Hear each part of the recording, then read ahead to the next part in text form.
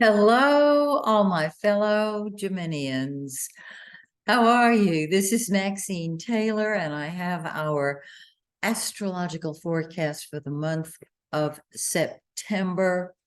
Before I jump into that, I hope that you got the announcements I made on my YouTube station, as you are now, that I'm offering a special. It's a super blue moon special, and it is the lunations for the next 6 months. That's a fancy way of saying new moons and full moons.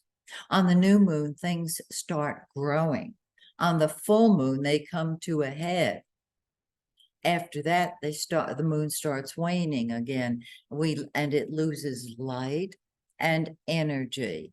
And then we have a new moon and the cycle begins again.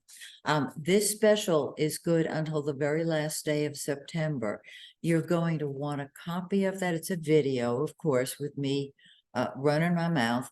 You also have the option of being face-to-face with me on the Zoom meeting between the two of us. So this is great in conjunction with a regular forecast. And all astrologers know about the power of the new moon and the full moon. And I'm sure many of you who are astrology students can say the same thing, because just watch it in the heavens, see how it feels. So this is a really super duper special. And so you've got till the end of September if you'd like it. All right, let's talk about our fabulous forecast. Well, let's just start with the news. Jupiter's going to go retrograde on the 5th. Jupiter is in our 12th house of solitude and privacy and behind the scenes activities. And this can be a really beautiful spiritual time when we go within, when we are in tune with our spiritual self more than ever. It also simply means that you want to be alone, want to enjoy your own privacy. Maybe you've gotten some project you've been working on that's really great and you want time to finish it up. Or maybe you just need sleep because you've got an active social life going here. We'll talk about that in a second. So pull back and retreat. And remember that with Jupiter going retrograde, it's a slow moving planet and it's going to stay retrograde for a few months now. So keep touching base and I'll let you know when it starts moving forward, because ultimately it's going to move into Gemini. All right, let's talk about Venus. Venus is going to go direct. You know, Venus has been retrograde, and it will go direct on the 3rd. Mercury will go direct on the 15th.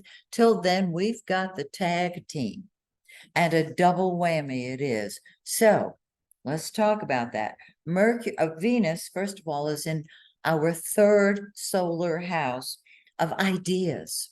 And we've got great ideas. This is a great time to talk to people. Are you writing a book?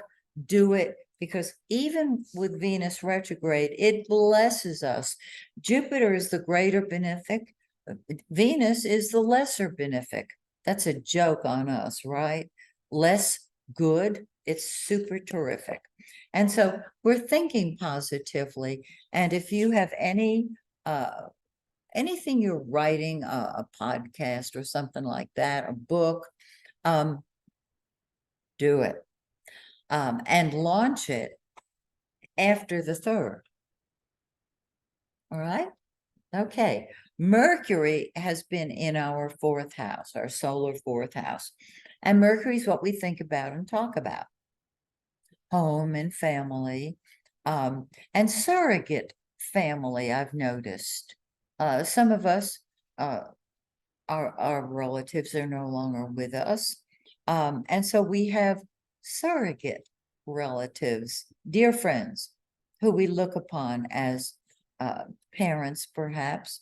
But we're thinking about our home. Are you thinking about moving? Are you thinking about buying a home, selling a home, renovating a home, talking to family members? Do all of the above.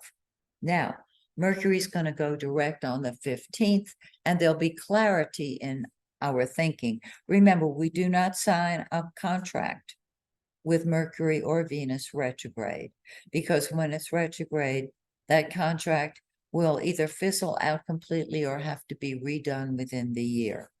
But the sun, the giver of life, is in our fourth house. And so the center of our life is our home and our family.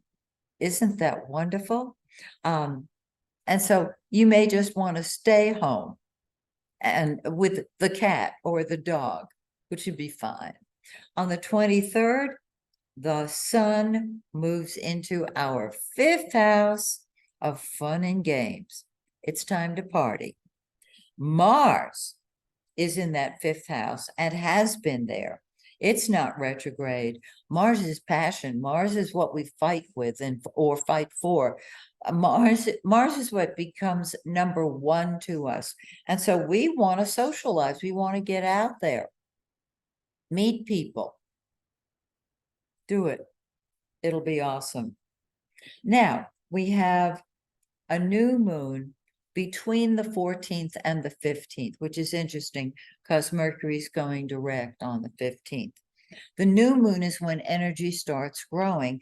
And so you can make improvements in your relationships, your family relationships, and or your actual home itself on the new moon.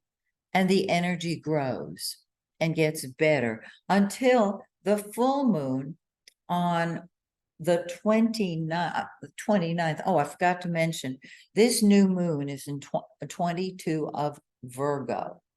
Find that in your birth chart and you'll have a complete picture of the new moon. The full moon is in 29 degrees. Excuse me. These help.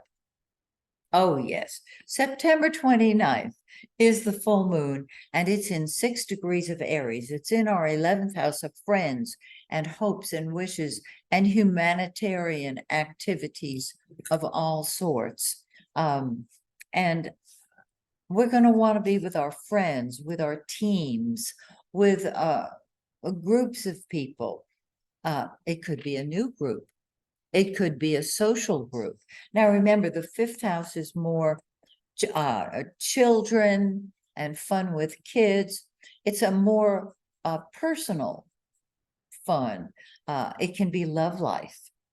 The 11th house is not that kind of fun. It's humanitarian groups that we belong to that really fill us up spiritually. It's a beautiful house. And so our humanitarian nature will surface. So that's September. I hope you have a marvelous time. And do join me next month when, once again, I'll look at our forecast.